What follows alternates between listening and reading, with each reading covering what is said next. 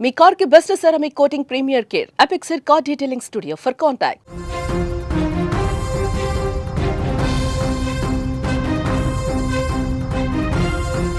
తెలంగాణ రాష్ట్రం వికారాబాద్ జిల్లా కేంద్రంలో ఒక దారుణమైనటువంటి ఘటన జరిగింది. పక్కింట్లో జరుగుతున్న గొడవను సముదాయించేందుకు వెళ్లిన వ్యక్తిపై కొందరు దుండగులు విచక్షణారహితంగా దాడికి పాల్పడ్డారు. ఈ ఘటనలో ఆ వ్యక్తి తీవ్రంగా గాయపడి ప్రస్తుతం ఆసుపత్రిలో చికిత్స పొందుతున్నాడు. ఈ ఘటన వికారాబాద్ మున్సిపల్ పరిధిలోని రాజీవ్ నగర్ కాలనీలో జరిగింది.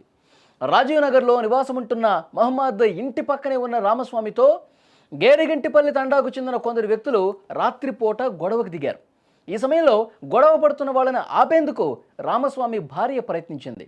రాత్రి కావడంతో గొడవను ఆపేసి ఉదయం వచ్చి మాట్లాడమని మహమ్మద్ను సముదాయించి పంపమని కోరింది. అయితే పక్కింటి మహిళ కోరిక మేరకు మహమ్మద్ ఆ గొడవలో మధ్యవర్తిత్వం చేసేందుకు ప్రయత్నించాడు. ఈ రాత్రిలో ఎందుకు గొడవ పడుతున్నారు, ఉదయం రండి అని ఆ తండావాసులను సముదాయించే ప్రయత్నం చేశారు. మహమ్మద్ మాటలతో ఆగ్రహించిన ఆ దుండగులు మేము ఎందుకు గొడవ పడుతున్నామో నీకు సముదాయిస్తాంరా అంటూ బెదిరించారు. వెంటనే మహమ్మద్ను బైక్ పైన బలవంతంగా ఎక్కించుకుని వికారాబాద్ శివారులోని అనంతగిరిపల్లి తండా శివారులోకి తీసుకెళ్లారు. అక్కడికి తీసుకెళ్లిన తర్వాత తండావాసులకు సంబంధించిన 5 యువకులు ఒక కారులో వచ్చారు. వారు ఎలాంటి విషయం తెలుసుకోకుండానే మహమ్మద్పై విచక్షణారహితంగా దాడికి పాల్పడ్డారు. మహమ్మద్పై కర్రలు, రాళ్లు, కత్తితో దారుణంగా దాడి చేసినటువంటి పరిస్థితి ఉంది. ఈ దాడికి తాళలేకపోయిన మహమ్మద్ తీవ్ర గాయాలై స్పృహ తప్పి కింద పడిపోయారు.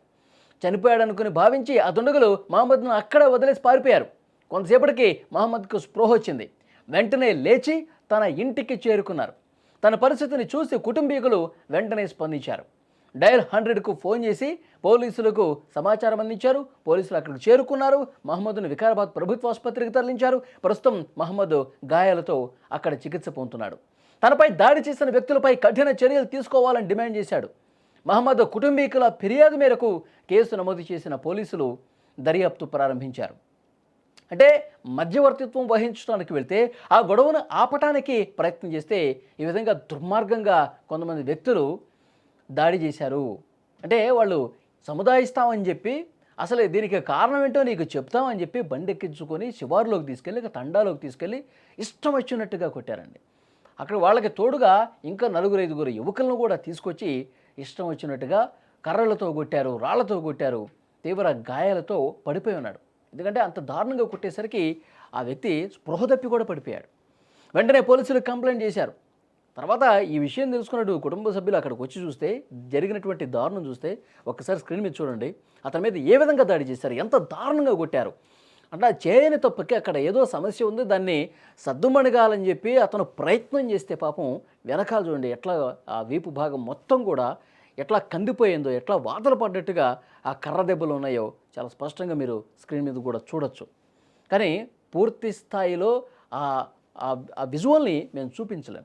కానీ ఎంత దుర్మార్గంగా కొట్టారు చూడండి. మొత్తం వీపంతా ఎర్రగా కందిపోయినటువంటి వాతలే కనిపిస్తూ ఉన్నాయి. చాలా దారుణంగా కొట్టారు. స్పృహ తప్పి ఆ దెబ్బలకి తాళలేక పూర్తిగా స్పృహ తప్పి పడిపోయాడు. తర్వాత కుటుంబ సభ్యులు వెతుక్కుంటూ వచ్చి అతన్ని గమనించి వెంటనే ఆసుపత్రికి తీసుకెళ్లారు. పోలీసులు కూడా కంప్లైంట్ చేశారు. ఇప్పుడు వాళ్ళ కోసం వెతుకుతూ ఉన్నారు. ఎవరింత దుర్మార్గంగా ప్రవర్తించింది. వాళ్ళు కత్తితో కూడా దాడి చేశారంటే అంటే ప్రాణాలు తీసేద్దామని. అతను స్పృహ తప్పి పడిపోతే మన దెబ్బలకి ఇతను చనిపోయాడని చెప్పి ఉద్దేశంతో వెళ్ళిపోయారు. లేకపోతే చచ్చేదాకా కొట్టేవాళ్ళేమో. చచ్చేదాకా అంత దారుణంగా మ్యాన్ హ్యాండ్లింగ్ చేసి ఉండొచ్చు. పోలీసులు మొత్తం డీటెయిల్స్ తీసుకుంటున్నారు. అసలు గొడవ ఎక్కడ స్టార్ట్ అయింది, వాళ్ళ మధ్యలోకి ఇతను వెళ్ళినప్పుడు వాళ్ళు ఏం మాట్లాడారు, తర్వాత ఏమని చెప్పి ఎక్కడికి తీసుకెళ్లారు, అక్కడికి తీసుకెళ్ళిన తర్వాత ఎవరిని పిలిచారు, ఎవరెచ్చి కొట్టారు, ఇవన్నీ కూడా దర్యాప్తు జరుగుతోంది. సో మధ్యలో వెళ్ళినందుకు ప్రాణాలు పోయే పరిస్థితి వచ్చింది ఇక్కడ. సో పోలీసులు ఈ సాయంత్రానికల్లా దర్యాప్తు పూర్తి చేసి వాళ్ళందరినీ కూడా అరెస్ట్ చేస్తామని చెప్తా ఉన్నారు. మా ఇంటి పక్క గొడవ అవుతుండే. మా ఇంటి పక్కకు గొడవ అయితే ఆ లేడీస్ వాళ్ళు వీళ్ళు లంబాడోళ్ళ నాయక్ అంటే ఎవరో రామస్వామి కొట్లాడుతుండ్రి. ఇక నేను అప్పుడు పోయినాక రామస్వామి భార్య వాళ్ళకి చెప్పాను, సంజాయించి పంపు వాళ్ళకి ఇంటికి పొద్దున రమ్మని, ఎందుకు ఆడపిల్లలు ఉన్నారు కొట్లాడ పంచాలవద్దు అని అన్నారు. అనగానే ఇంకా అన్న ఎందుకు కొట్లాడతారు ఇక్కడ, పొద్దున రాండి ఎందుకు పంచది అని అని అంటే నీకు సంజాయించాలన్నారా అవి అని.